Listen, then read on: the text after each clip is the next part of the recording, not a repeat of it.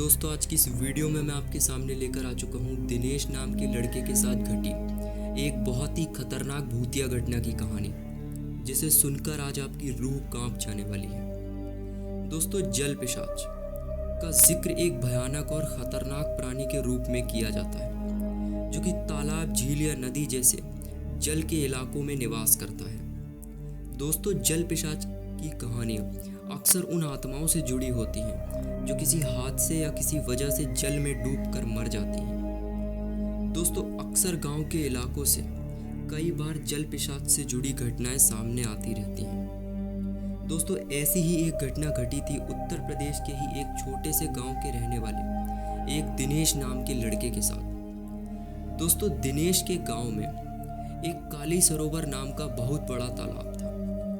बहुत से लोग वहां पर मछलियां पकड़ने जाया करते थे और दिनेश भी वहां पर मछलियां पकड़ने अक्सर जाया करता था। दोस्तों गांव के लोगों का मानना था कि इस तालाब में जल पिशाच का वास है, इसलिए सूर्यास्त के बाद कोई भी इस तालाब के आसपास भी नहीं जाया करता था। दोस्तों ये बात है एक रात करीब 9 बजे की, जब दिनेश अपने खेत से काम करके लौट रहा था। दोस्तों दिनेश को रास्ते में बहुत जोर की प्यास लगने लगती है, तो दिनेश अपनी प्यास बुझाने के लिए उस तालाब की ओर बढ़ जाता है, जिसका नाम था काली सरोवर तालाब। दोस्तों दिनेश उस तालाब के पास पहुंचकर पानी पीने लगता है। दोस्तों दिनेश पानी पी ही रहा था कि तभी उसे पानी के अंदर एक हलचल सी दिखाई देती है। तभी दिनेश वहां खड़े उस हलचल को देखने लगता है। थोड़ी ही देर बाद पानी के अंदर से एक लंबा सा हाथ बाहर निकलता है और दिनेश की ओर बढ़ने लगता है। दोस्तों तभी दिनेश उस तालाब से दूर भागने लगता है कि तभी उसका पैर एक पत्थर से टकराता है और दिनेश जमीन पर गिर पड़ता है। दोस्तों वो हाथ दिनेश का पैर पकड़कर उसे तालाब की ओर जोर से खींचने लगता है कि तभी दिनेश मदद के लिए जोर जोर से चिल्लाने लगता है।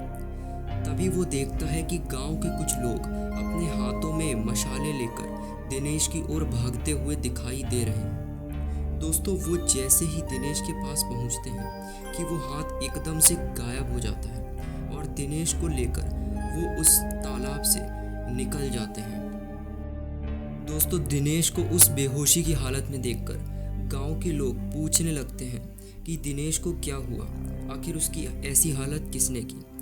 दोस्तों जब दिनेश होश में आता है तो वो अपनी पूरी कहानी सुनाता है, और जब दिनेश की ये घटना गांव के सरपंच को पता चलती है तो वहाँ का सरपंच एक बड़ा फैसला लेता है कि उस काली सरोवर तालाब के आसपास एक बाड़ बांध दी जाए और उस पे एक चेतावनी का बोर्ड लगा दिया जाए कि रात के समय यहाँ पर कोई भी ना आए।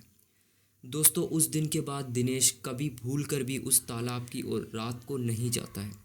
तो दोस्तों ये कहानी आपको कैसी लगी आप लोग कमेंट सेक्शन में ज़रूर बताइएगा, और आप लोग ऐसी ही कहानी के लिए हमारे चैनल को सब्सक्राइब कर लीजिए।